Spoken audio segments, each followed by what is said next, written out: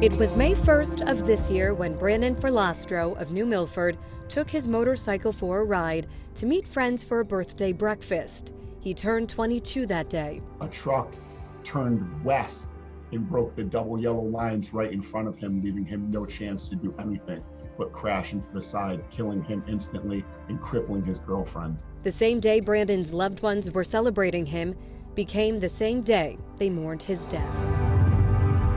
We received a plethora of support and love and respect shown by not only family and friends, but by strangers. And it really touched us.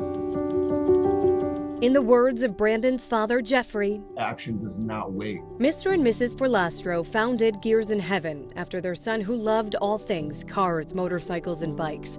Now they and their volunteers are offering a plethora of support for others who lost a loved one tragically. Especially when it's in a motor vehicle accident or a motorcycle accident, because those tragedies are never planned. Things as basic as sending a sympathy card, helping out with household chores while the family's going through the grieving process, how to put together a memorial ceremony, how to get in contact with the newspaper to run the obituaries, deal with any of the probate issues or the legal aspect.